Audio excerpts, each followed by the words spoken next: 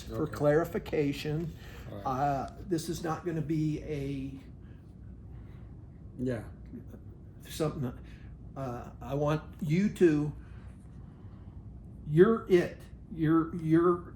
Are you willing to answer all the questions that I have concerning my concerns about this free speech thing? Yeah, I'll explain whatever I know. Well, I would imagine I'm going to be able to answer all your questions. I don't know what they are though, so. well, But I'll answer whatever you ask me. So. that's the problem. Is I want to be able to get all the questions answered, because we're getting a lot of runaround and Okay. stuff, and that's why I asked you to bring the county attorney, and I contacted Nate Brooksby, asked him to be Yeah. here. I also asked you, and I don't know whether you saw it in email. I did. We've been so slammed down there. He's been. I mean, Okay. yeah, the Dickens Festival. We have all kinds of parties down there, and so he was going to be going out of town this weekend. Well, so. I appreciate you showing up. Yeah. Yeah. But I want you to know that there's some questions in here that I don't know whether you're going to be able to answer. Well, I think I can answer them all. Whether I can answer them to your satisfaction or just answer them, that'll be. Well, it's not a matter of answering them to my satisfaction, Yeah. but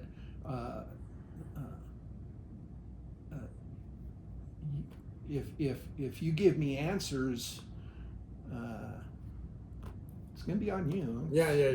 I get it. Okay. First of all, when I contacted you, I asked you to send me a copy of the ordinance that is you guys are using in order for them to have a free speech area and for the sheriffs to come and run us off, my wife Yeah, and I. yeah. Okay. And what you sent me was a policy. That's true. There's a big difference between a policy and an ordinance.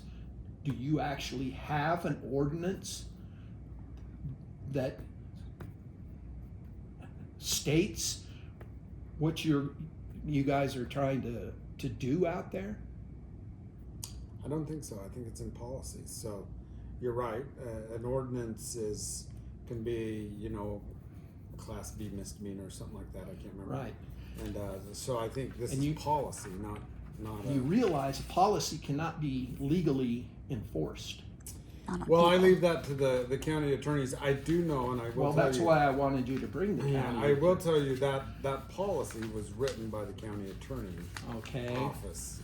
I have a little thing here to kind of let you know that I looked it up, and anyways, legal difference between ordinance and policies, okay? And enforcement, not legally binding, serves to establish expectations and standards, is what a policy does. An ordinance enforced through legal proceedings and may carry fines and penalties. So a policy, there's nothing legally. You can't send a sheriff over there to enforce a policy, okay? Unless you're an employee, maybe. Right. And so, number one, that should have never been done to us, okay? Because all there was a policy enforced. Now, I will say, what I sent you was what I asked for. Yeah. Now, there is a possibility we have an ordinance. I just don't know about Okay. it. Like I said, that's why I wanted more people, because I'm trying to give you guys every opportunity to explain. But I am fairly familiar with our ordinances, and I don't believe that we put things like this in ordinance. Okay. Our ordinances deal with the other things. So the thing that you sent me, I found it to be pretty funny. And Well, I just sent you the 2 points he made to me, and those I shared them with you, but they weren't necessarily, they were to me, not necessarily to you. well, You know, but I just was passing the information Yeah. along. like I said, I get that, Mm-hmm. but this guy is representing the county, isn't he? He's a county employee, yeah. Yeah. Yeah. Okay.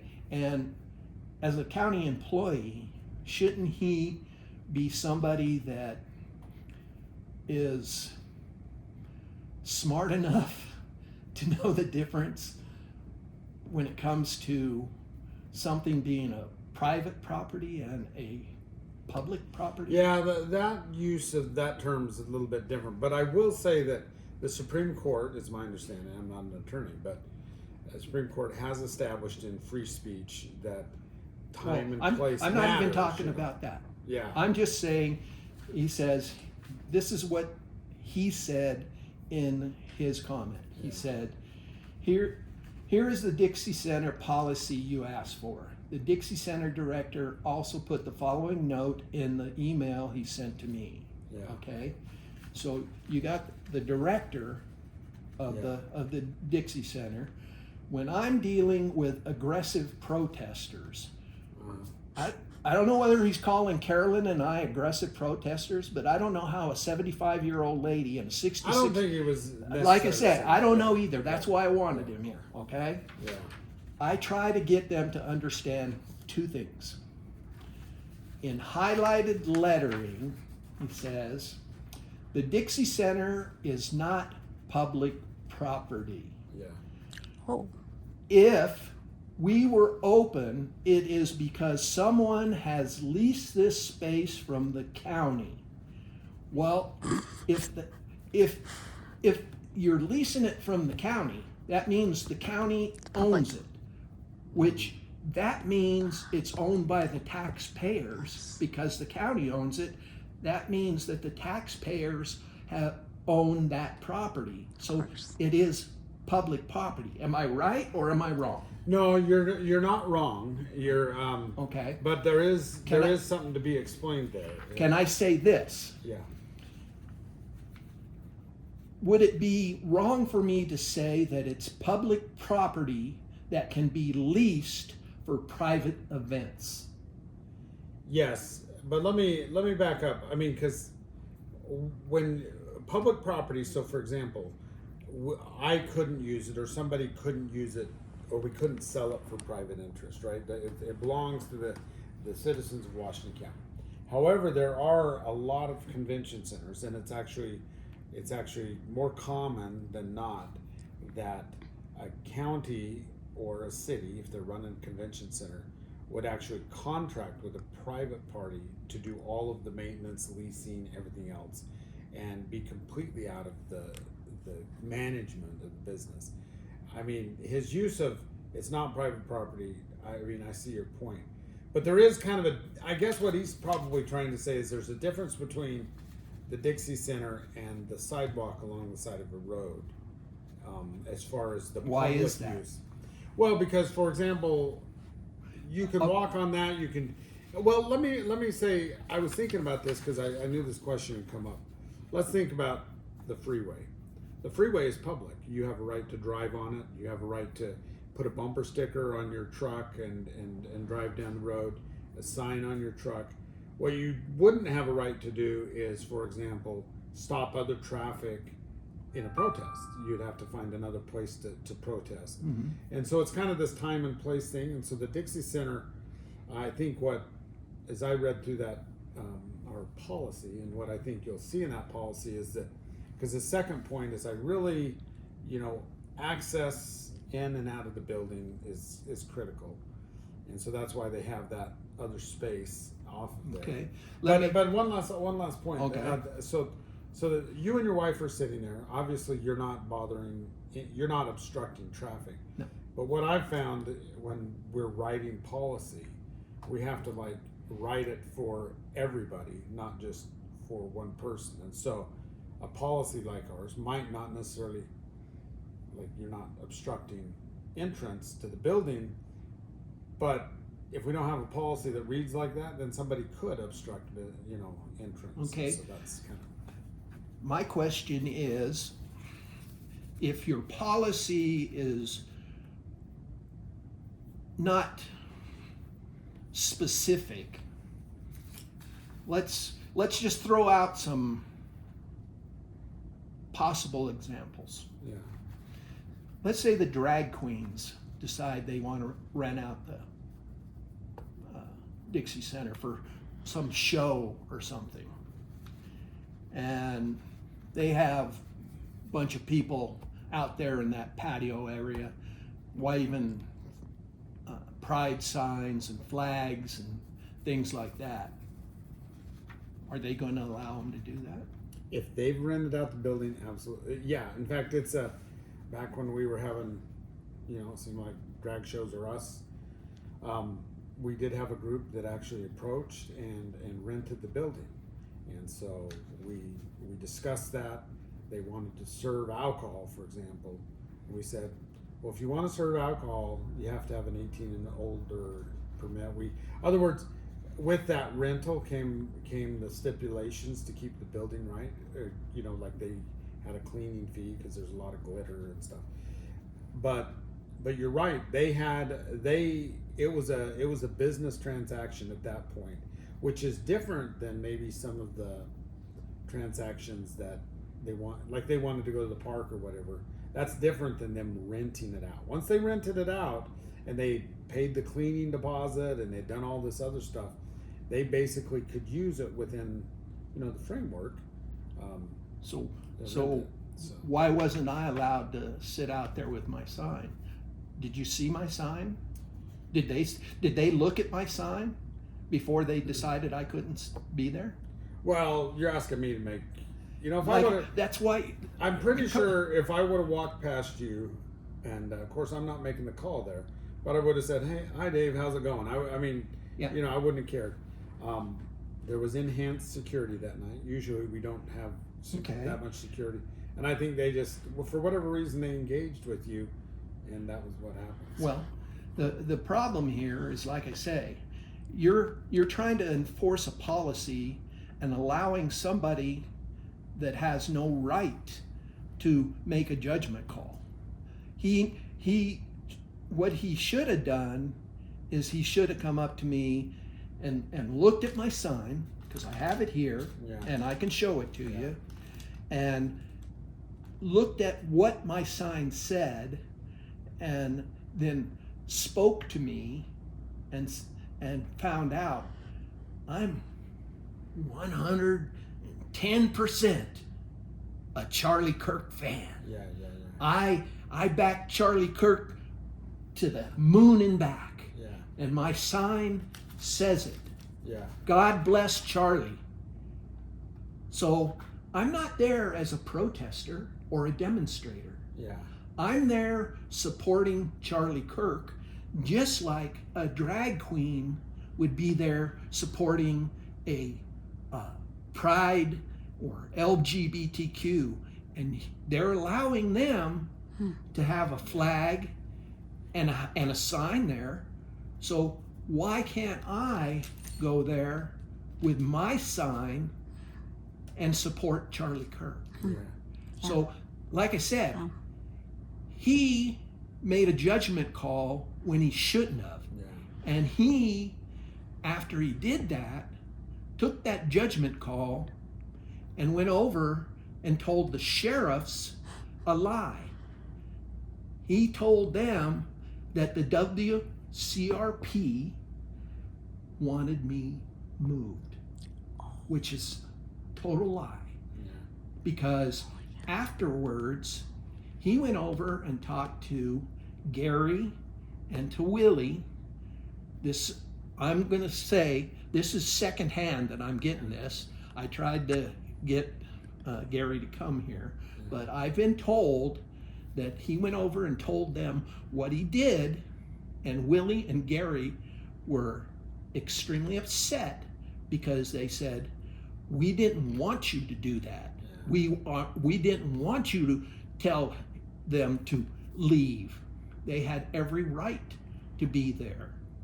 So if wishes could be fishes and we could roll back time, Mm-hmm. and I wish that would have happened, because back to our point about policy is that in my mind, and I've helped draft through these policies. I can't remember this one in particular, Mm-hmm. writing it, but I wish they would have walked into the Republican Party and said, "We have this gentleman out here that has a sign.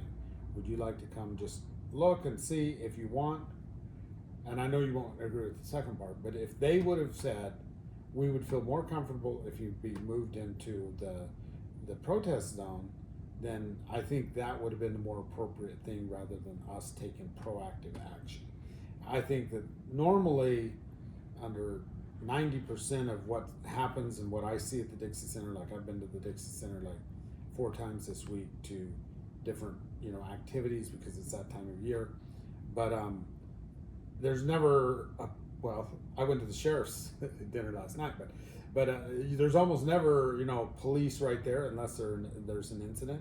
There happened to be that presence. But if the way it should have rolled out is that it should have been the client or the person or the organization that's renting the facility that says, "We need you to take care of that." I will say that a few years ago, it was when I hadn't been a county commissioner very long, we actually had a congressional hearing here. So we had Rob Bishop and other congressmen from around the country, Mm-hmm. and we were having a field hearing on the Northern Corridor. And you can imagine there were people that were bussed in here from all over. We didn't even know if anybody'd show up, and boom, all of a sudden we didn't even have enough room. And they had all brought signs similar to yours, and they were actually inside where the hearing was going to be, and they're all waving their sign. And I can remember the chairman, Representative McClintock, I think from California, said, "Okay, I want everybody to wave your signs really high in your head and then put them away because we have business to conduct here and we're not going to have those signs out anymore." I thought that was a very kind of win-win, it wasn't disrespectful to their point of view, but it was like time and place. We're not going to turn this hearing into a protest. Mm-hmm. I think really if I was to roll back, I think what we're talking about is not as much a policy that failed us as just a failure to communicate and just like make a judgment call that's rational and reasonable based on. That's why I wanted the sheriff here, because it was a failure on the director's part to make the decision when he shouldn't have. Yeah. And he lied, which brought the deputies into this. Yeah. The deputies didn't do their job properly because, as you said, they should have gone in and talked to the WCRP people, Gary and Willie, and asked them if what he was telling them was accurate, which they didn't. And instead, what happened was my wife and I ended up having our First Amendment rights violated to the point where my wife came very close to having either a cardiac arrest or a stroke because of her dementia. And it's all fine and good when it's somebody's wasn't able to fly their signs. Somebody wasn't able to speak and say what they want to say. That's all fine and good. But when it gets to the point where somebody's life gets jeopardized, then that's going way over the line as far as I'm concerned. And this needs to stop. It's going on here in Washington County way too much. And it's getting to the point where I feel as though our law enforcement is becoming more like jackboot Nazis 100%. instead of law enforcement Nazi officers Germany. that have taken an oath that says that they are here to protect and defend the Constitution of America from all enemies, foreign and domestic. Yeah. Because if they would have done their job, it wouldn't have got like this. And if Sheriff Brooksby was here, then he could speak to it. Yeah. You're not the sheriff. You can't speak for him. You can't speak for what's going on at his job with his people. And that's why I tried to get these people here, so that they could speak for their own departments. And anyways, I just want you to know that if it would have been your wife or your kid or somebody you love, and you would have seen that happening to them, how would you have felt? You know, for something that should have never happened. Number one, it's a policy. It's not an ordinance. Number two, I wasn't protesting or demonstrating. I was there showing my support for somebody that I thought was A1, number one, doing what he wanted to, that needed to be done. I was showing signs that say, hey, the rights of man come from doesn't come from the generosity of the state, but from the hand of God.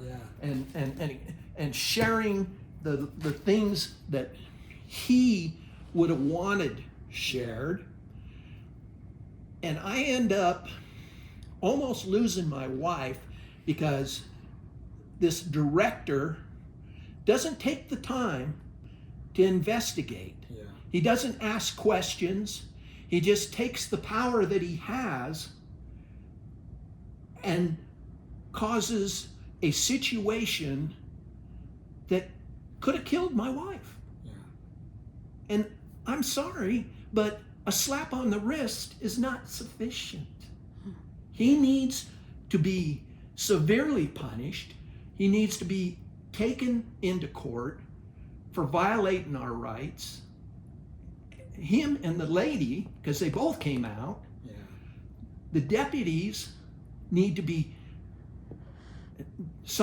taken to court because they didn't do their job properly. If I would have come up to the deputy and said, hey, listen to me, that guy over there just committed a crime, you need to go arrest him. Do you think they're going to just take my word for it? They're not. They're going to go and investigate. So why is it any different for them to take the word of this director that I'm breaking some kind of law? They should have said, trust, but investigate. They should have gone over, talked to the people for the Washington County Republican Party, and then they could have found out that that was not the case. And if the commissioners are going to back them, if the sheriff is going to back them, if the county attorney is going to back them, there's a real problem in this county. Hashtag tyranny. Well, I think, a couple thoughts I've had since you. So the policy, we have, policy ordinance, I think it's better to be a policy. You kind of have to have a policy in place. Now, what I think broke down, if you will, is a failure to just communicate and to be more sympathetic to each other. I think a little bit, and I don't want to blame the situation, but it was an intense security at the event that we normally don't have. I think that staff felt like they had a responsibility to defend the perimeter, if you will, and so there was maybe a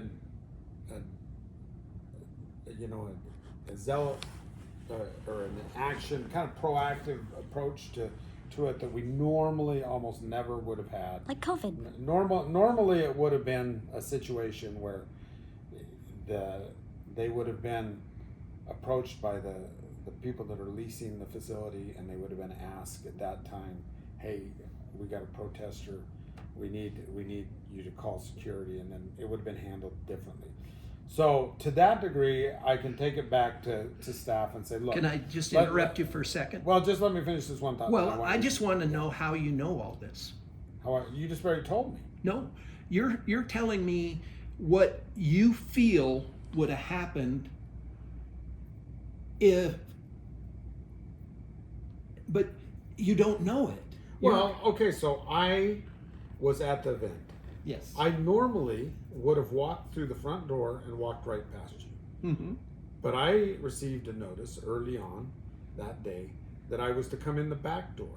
So I never saw you because security was, and when I went in the back, I go to meetings, I go to everything there. I almost never go in the back door. Mm-hmm. I always go in the front door. I would have walked right past you. But that day they're like, oh, we want everybody that's going to be doing anything with the event, or we want you to come in the back door. So I was screened. I didn't even go where I normally go. So I didn't even know about this till days later or whatever. I'm just telling you, it was a different posture that night than normally at the Dixie Center. Now, I know you're not going to agree with me, but I do think that policy, and it's not an ordinance, I totally acknowledge that, but a facility like the Dixie Center has to have a policy that looks like that. Can we go down the policy? Yeah, we can. Unfortunately, in government, in policy, it's kind of like we have to have a shoe that fits everybody, but that means it's usually not very comfortable on everybody. Okay. But it's just kind of there. But anyway, go ahead. Let's just So, I mean, I want to say one last thing, and I keep interrupting you. I think the free speech debate is different than the respectful interaction debate. Like how, you see what I'm saying? To me, there's two different things. Well, you might like disagree. I said, I mean, without free speech, we have nothing. Yeah. We really don't. Yeah. You know, because if you don't allow people to speak in the United States, we're not the United States anymore. Yeah. We're just Nazi America. Yeah, no doubt. Okay. And anyways, you know, this policy is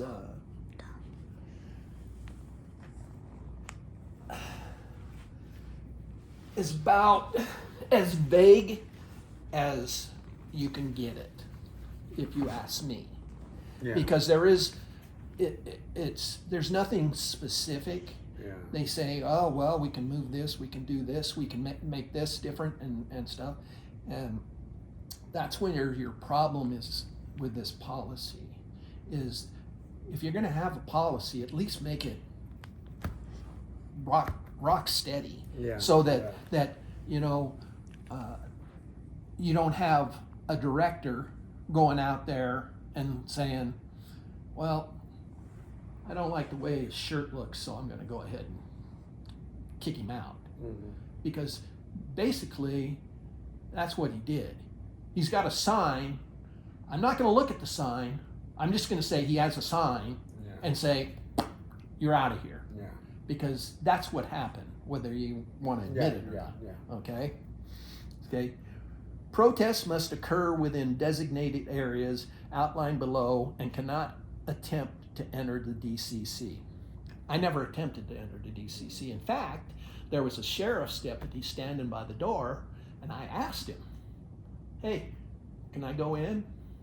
No. I said, okay. As far as the designated area, did you see where the designated areas are? Well, yeah, it's right across on the driveway. There's this over here, and then the one across. Yeah. If I were to go there with my sign, do you think anybody could read my sign? Well, you'd need to get better lettering, yeah. Well, what's the point of having a sign if nobody can read it because you're too far away? Does that make any sense to you? Yeah, but let me. So we back up and we talk about the renter of the right, and that's I get that. So basically, what the policy's trying to say is that when somebody's having an event there, that corridor to get in and out of the building is theirs. So if you're going to come, they're going to This have is a mine, right? policy Okay. that would that you could be seen, but that you couldn't interfere. And I'm just saying you have to have a policy in a facility like this. Okay. Who enforces that? Okay. Okay. You tell me. That's me. And how am I in any way, shape, or form going to interfere with anybody at all? So, like I said, it comes back to the. yeah, I hear you. You're going to say, okay, well, if there was 100 people there. Yeah, that's Okay. exactly what I'm So saying. once again, you have a director making a decision when he shouldn't be able to. Yeah. It needs to be said, if there's over 100 people, then this is when that rule comes in. If you got one guy sitting there with his wife, then this is not a good policy. Okay? Yeah. All right? And that's why you guys are screwing up. You got to be more specific. You can't have a policy that just, well, we'll just leave it up to the director to make that decision, because that director is making bad decisions. Yeah. And he's going to violate somebody's First Amendment policy, and he's not going to get punished for it because you guys are going to say he followed the policy. Well, the policy is bogus and is not fair and breaks people's constitutional rights because it is so vague and it doesn't make any sense. Okay? Well, I mean, I'll go back to the idea that the way you were treated could have been handled so much better. But we do need to have a policy like that for somebody. Yes, but it needs to be a specific policy with reasoning for why you're doing it. You can't sit there and just say, you have to have protests in designated area if there's more than 50 people, or if there is something to designate. If you got one person or 3 people sitting there, then let them be. They're not going to hurt anybody. They're not going to be in anybody's way. They have a right to sit there with their signs peacefully and protest. So what if the compromise is that we, as a practice on implementing the policy, make sure that I would still make the argument to you that if the Washington County Republican Party said we would feel more comfortable with him moving over to the protest area, I still feel that would be a request that was up to them.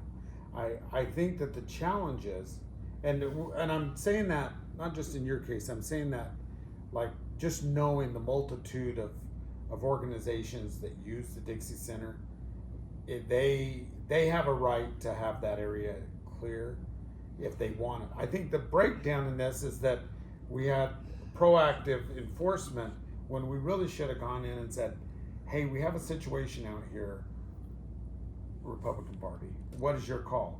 Oh, it's Dave Johnson. Just let him be. And then we should have just let you be. It should have been their call on whether or not we enforced our policy. Let me put it this way. This is you guys may not think so, but I pretty much know it is. It's a public venue. It's a public venue, and it was a public event.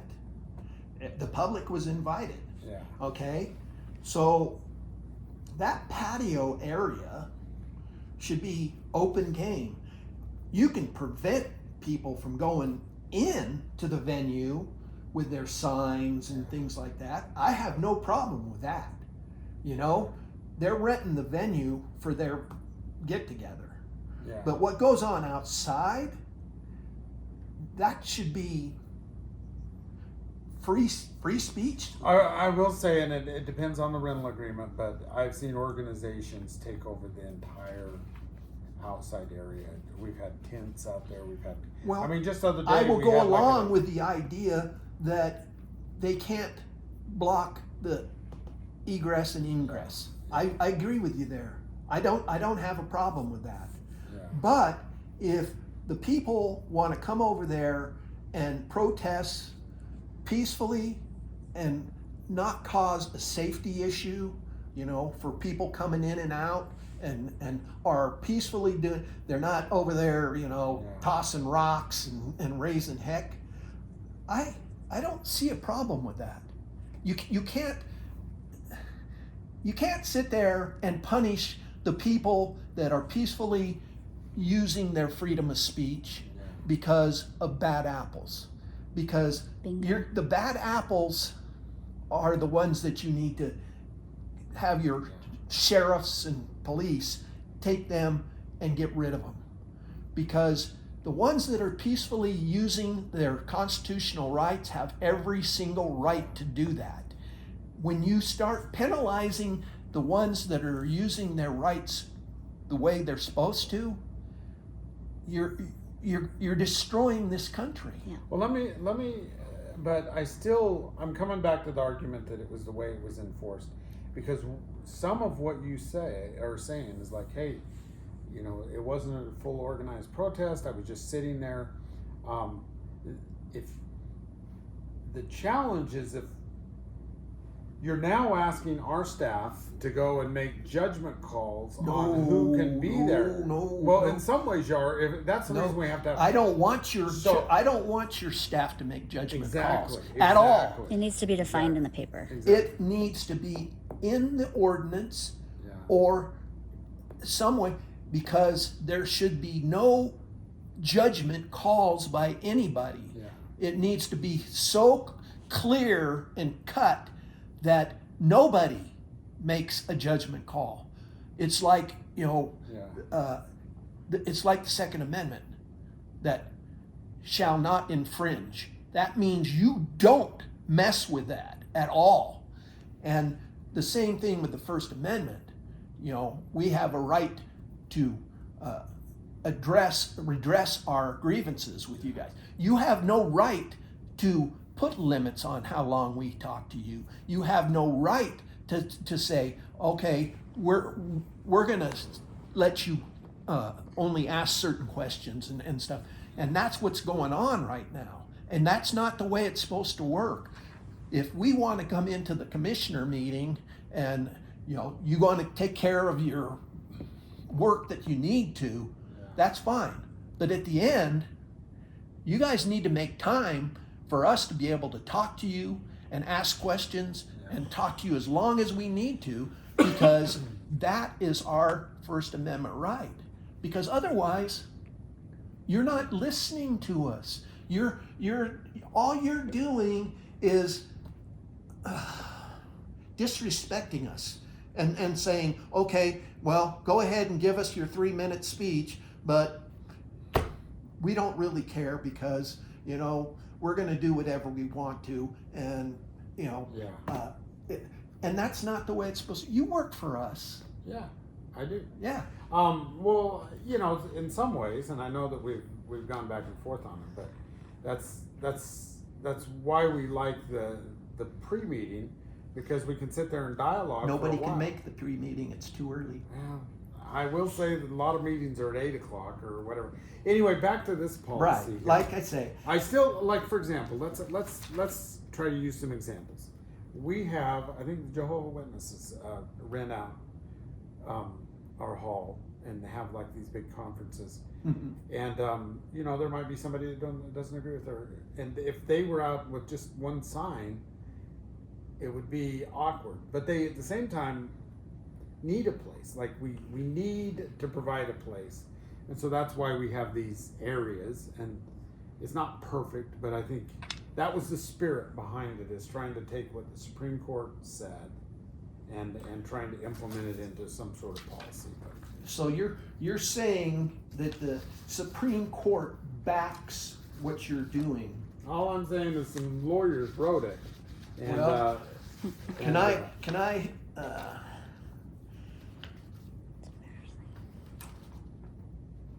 I just got online and, cause my question was,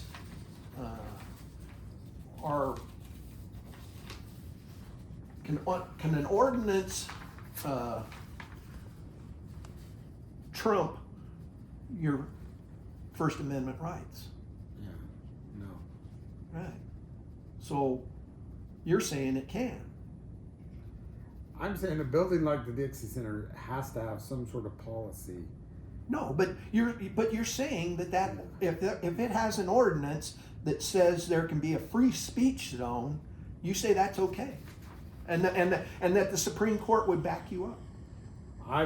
All I'm saying is that you take a building like the Dixie Center that has a certain use, or you take something like a public library, and then if somebody comes down and they have a free speech, that they want to express their opinion, there has to be something, like say you came into a library and you were making noise and protesting or whatever, and somebody said you have to get out of the library, you would say, by what authority or whatever. It's like, if we don't have a policy that says, sir, you can exercise your free speech, but you need to step over here, then it would just be, you could do it anywhere all the time. That's a whole. It's a time and a place argument, I guess. Well, that's a whole different argument from what we're talking about here. You're trying to compare apples to oranges. In some ways, I feel like I'm comparing apples to apples, but okay, because what I looked up, and anyways, it says between the complex layers of municipal governance and constitutional rights, city ordinances frequently clash with the First Amendment protection. Okay? In public spaces, local governments often implement regulations that restrict speech activities in parks, sidewalks, and other public forums, citing concerns about public safety and order. However, these restrictions can cross constitutional boundaries when they become overly broad and discriminatory. And that's what's happening here, is you're going way too broad, okay? The implementation of free speech zones and permit requirements has become increasingly common, with over 60% of major U.S. cities now requiring permits for public demonstrations. And that's what's going on here too, and it's not right. These regulations often impose significant barriers to spontaneous speech and expression, requiring advance notice periods that can range from 24 hours to 30 days. Such requirements effectively diminish the immediance and impact of political and social expression. And that's what's going on at commissioner meetings and at the city meetings. They're saying, you can't just get up there and talk to us. You have to put your question in a week in advance or a month in advance. That's not the way it's supposed to work. If I'm sitting in a meeting and somebody, the mayor or city council member, speaks up and says something, and I want to say, hey, wait a minute. I should be able to say that. I should say, whoa, I don't agree with that. And that's what free speech is all about, is you need to be able to redress that and say, I don't agree with that, and we need to talk about that, okay?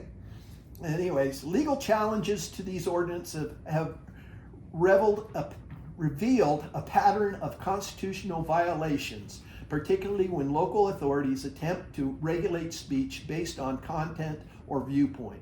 Courts have consistently held that public spaces maintain their historic role as forums for free expression, and any restrictions must be narrowly tailored to serve compelling government interests.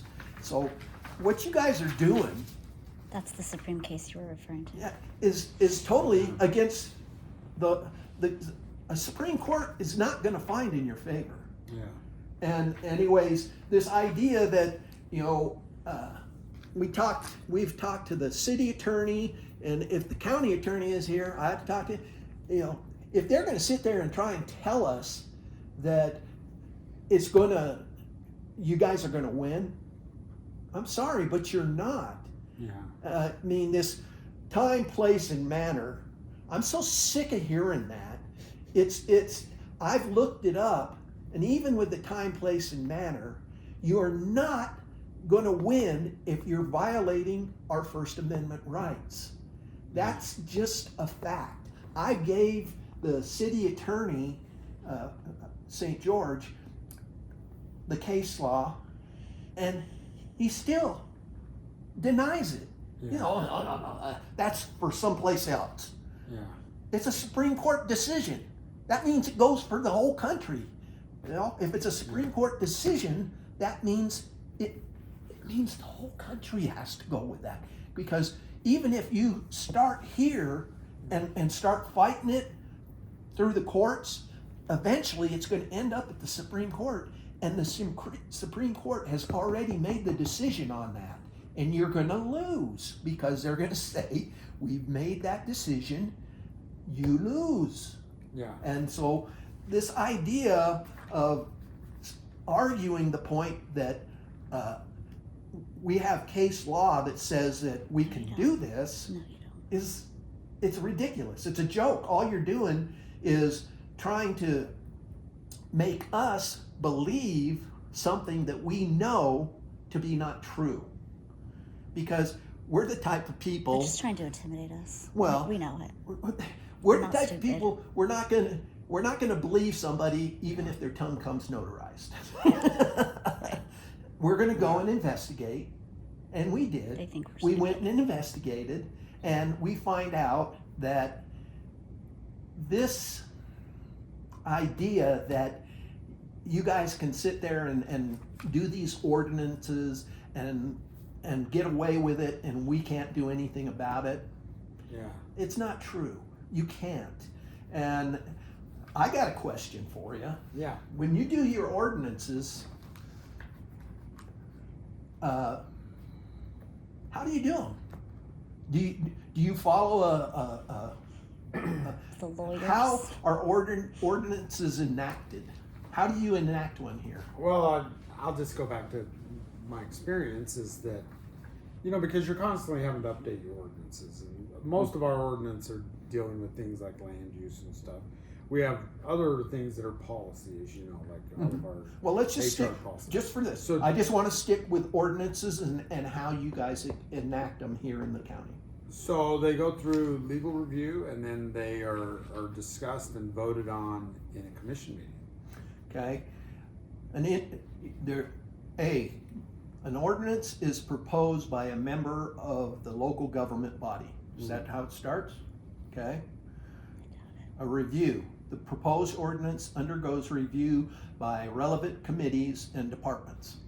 Well, and that relevant department would be our Okay. county attorney's office. Yeah. Okay. Public notice. The local government provides public notice of the proposed ordinance to allow community members to provide input. Do you do that? They probably do. I've never heard any It's in the paper, public in the bottom notice of the about paper. free speech areas, but Well, we were talking about this being a policy. well, Yeah. like I say, if it's policy, it's worthless. And just so you know, well, just a little history. The Dixie Center until last year was owned jointly by the city and county, and it actually had a kind of almost a special service district that managed it. There was another board Mhm. that was separate from the county commission that was the governing body, and that was made up of the county commissioners, the mayor of St. George, and anyway, it was called WICA, which is kind of an interesting name, you know. But it was still owned by the taxpayers. It was, yeah, jointly with the county and city. Right, okay. Public hearing. A public hearing is held to gather input from residents, businesses, and other stakeholders. Yes, I'm trying to think of the different ordinances. I don't think every ordinance requires a public hearing on it when we're amending, like, for example, well, I take that back. So most of the ordinances that we've amended recently that I'm thinking of are land use, and so that all goes through our planning commission, and there's hearings there as well as when it comes to us. So it actually has 2 votes on it before it comes to us. So the public has no say in it. Yeah, they do. There's at the land use, when you're dealing with land use, the land use hearing and is held at the planning commission level now. You'd have to really do your homework if you're the public to find out about these Well, all of things. it, I don't know. It's like how do we communicate anymore now? We have Facebook. 100 different ways to communicate. Well, Facebook. anyways, do you see a problem with how these ordinances are being enacted? Are you talking about this situation, or are you talking Well, about yeah, overall? this situation and really, I mean, noise ordinances, land ordinances, all these ordinances, because don't you think that the public should have a lot more say in the ordinances, because it's affecting the public usually Yeah, a lot. Yeah. And it seems as though the public is being pushed aside, and the commissioners and the planning commission and all those are taking total control over it and not really giving the public much say. You're saying, okay, well, we'll have a public meeting. Well, nobody can go to these public meetings usually because they're at 4:00 in the afternoon or whatever. So you're enacting these ordinances which are laws, Give me 10 minutes. which are laws that affect these people's lives, Yeah. and you're not allowing them to get involved. Don't you think that's kind of a big problem?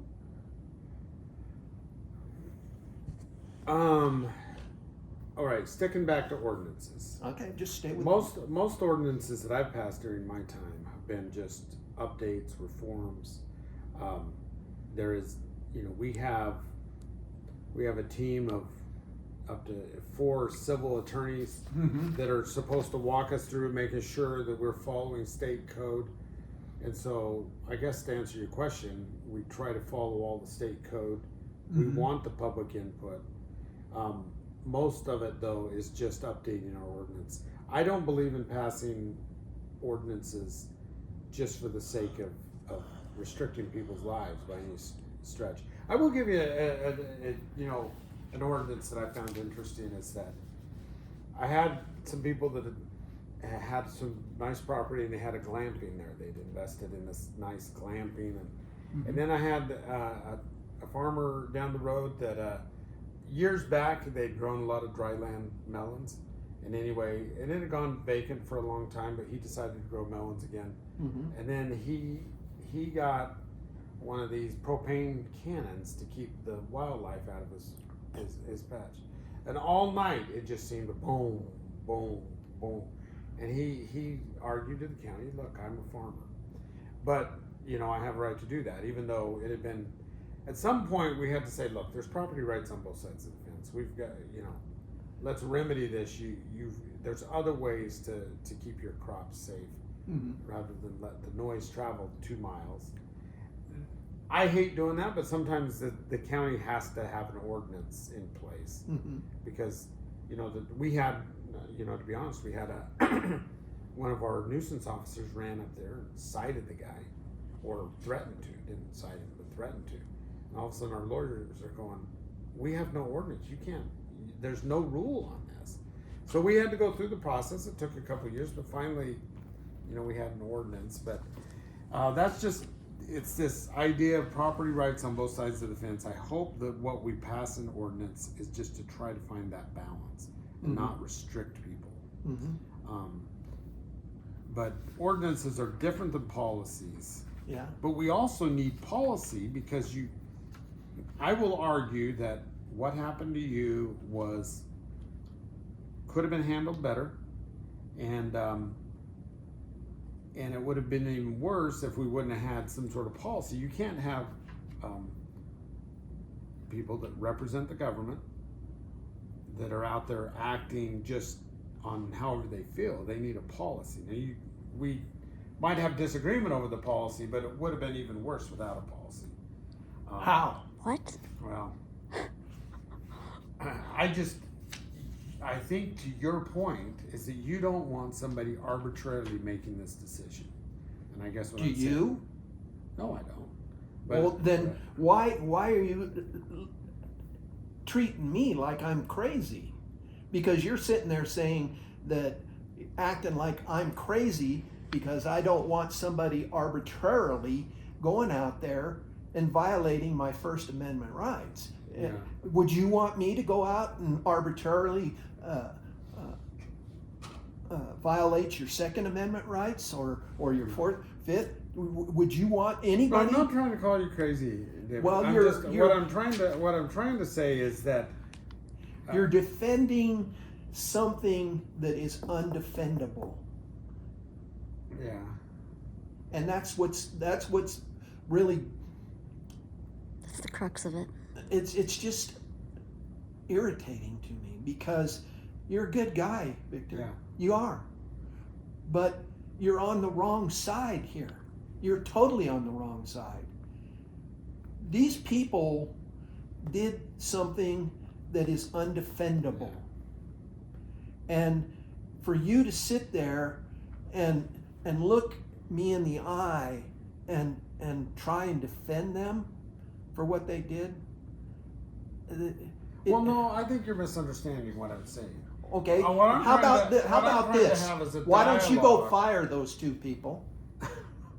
Well, Why is that funny? What they did almost cost me my wife's Yeah. life. That's not funny. it's not funny. I'm just And it's undefendable. okay. And you need to realize how much that means to me. And what they're doing needs to be stopped right now. And you as a commissioner and the other two commissioners need to realize that if you don't do something right now,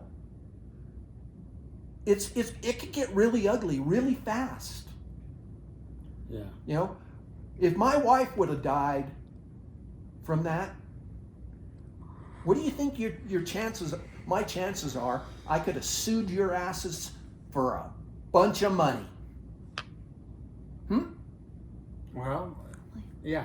I'm not trying to minimize the stress that you felt that day. All I'm trying to do is have a dialogue on. That's why I'm the issue. here. I'm trying to have a dialogue with you too, but you seem to want to defend what is going on. I don't think defense would be the word. I think Yeah, it is. explain- Do you think he's trying to defend what I'm happened? trying to explain Justify. what I'm Yeah. trying to just explain and have a discussion. Justify. I'm not trying to defend. Well, do you think that what they did was in any way proper? I think that what could have been done better is that they could have. But it made wasn't. Sure. I guess if you're saying that I'm defending something, if the Washington County Republican Party, who was renting the facility, would have said, we need to have Dave move to that But that didn't protest. happen. If exactly, that's the point. That's where the breakdown was. And whose fault is that? Is it the Washington County Republican Party's fault, or is it the director's fault? I think it's a failure to communicate between the Well, two. who's the one that should have been doing the communicating? The Washington County Republican Party didn't know I was even out there, probably, but the director sure did. But when you go and you rent a space, their job is just like when you go to a hotel room, is to make sure everything's functioning right around you. And so they're really like hospitality staff.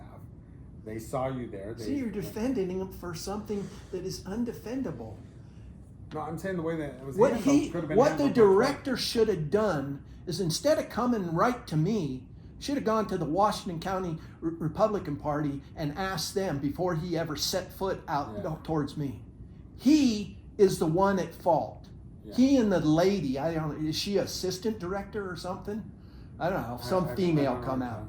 Both of them are at fault. Yeah. That's it. That's the end of the story. They both made the mistake of not doing their job properly. Yeah. So why are you defending them? Because it probably comes from the top. I don't know that I'm defending him as, like I said, It comes I think from it him. could have been handled better, but He's acting on authority. He's acting on what he's been told. no, I'm just, Like I said, this is so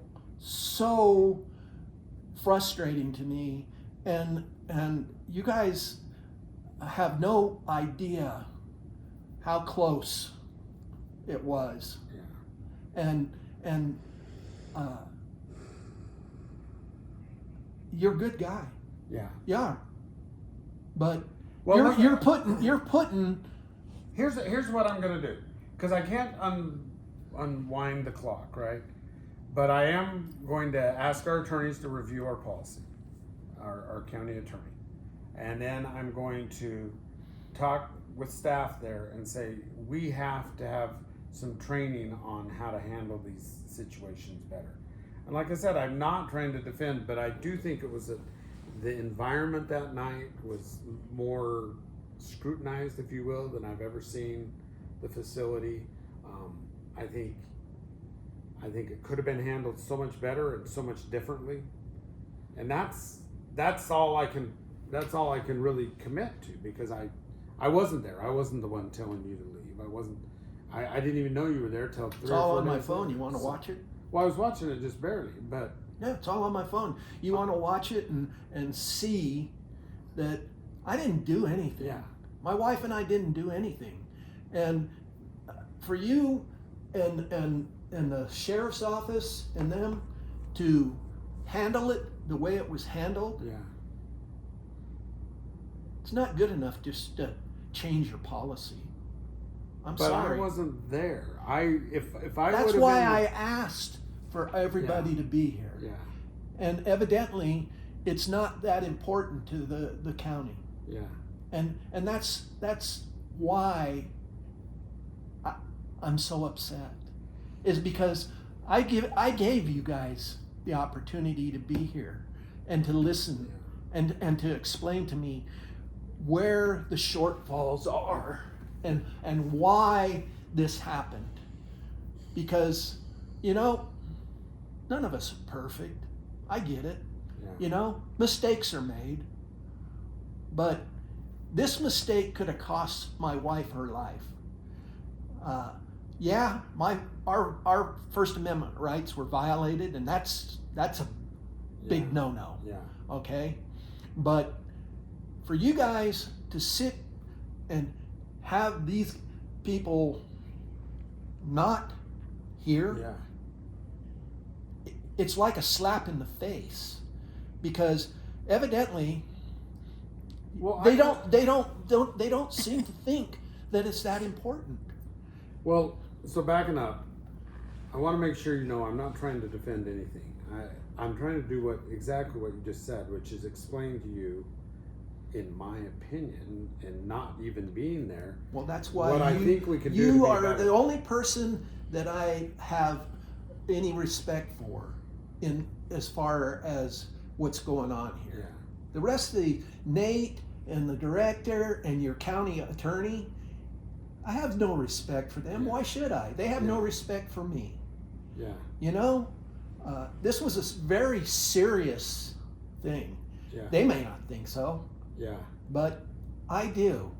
And I went about it in a way that I thought was professional. Yeah.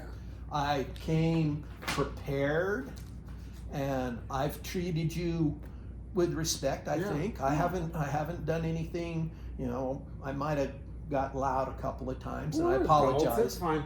No, I don't want you to think I'm dismissive of anything, because Yeah, I don't even know when that policy was written. It seems like I remember.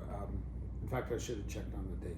I probably was on the board when it was put into place because, but I'm not. I think the real challenge is the softer stuff, the stuff you can't put into policy, which is staff, make sure you understand the situation before you act. Staff, go and talk to whoever's renting. Those are the things that I think we can learn from this and do better. Now, I can't unwind the clock. I do, if I was Why are you, there, why don't you want to fire those two people? because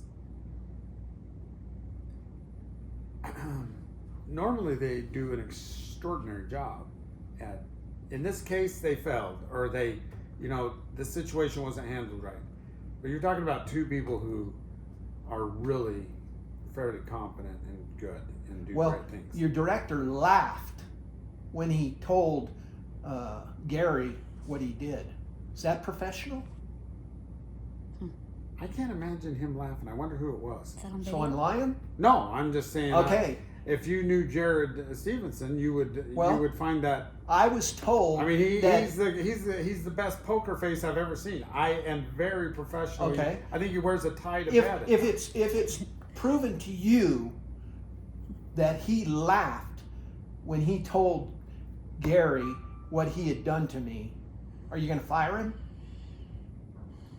Is that professional? No, that's not professional. Okay. I will talk to him. At least consider. I mean, you gotta Yeah, at least I mean, say, I'll investigate. yeah, I'll investigate. I mean, I think this needs to be reviewed. I think regardless of what happens, we need to talk about this with staff and come up with. Are you going to talk to Nate?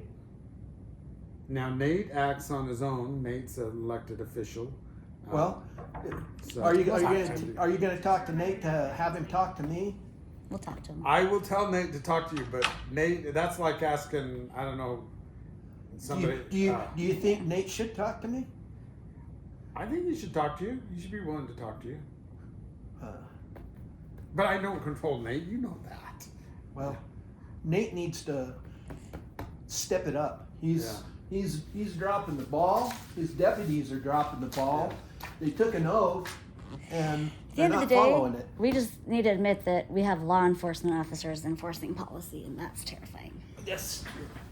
At the end of the day, America's county. I appreciate it. I mean, You're a good guy, but you're on the wrong side on this. Okay? it should have been handled better. It should have been. And you know the one thing you forgot to do for me today? What was that? Apologize. Well, I hope you. I couldn't apologize because I wasn't there. Like I Yeah, didn't. but you could have apologized because, as you said, it could have been handled better, and it wasn't. And you should have said, Dave, I'm sorry for what happened to you and your wife, but you didn't. I felt like I did. So if I Well, came across as not being. It's open to okay. that, I'm used to it in this county because you guys don't seem to understand. You know, I'm not somebody that goes around picking fights. Yeah. I go out and try and help this community. I try and tell people that you guys are not giving Yeah. everybody the full story on the water. You're not being truthful and transparent and everything. I do have to get to my appointment, but But- I will tell you, I don't want you to think that from the very time that you came in stressed, I didn't even know. In fact, when you came in and talked to us and read that letter, I think I'd only heard about this like a few minutes before that. Mhm. I felt bad then. I feel bad now. I feel bad that that it was like that. I could tell when you read that letter, you were intensely stressed, and to that degree, I am sorry, right? Yeah. But I can't apologize for what others did because I wasn't there. I didn't, I didn't interact, So Well. anyway, Okay. all right. Hey, take care. Have a good one. Mhm.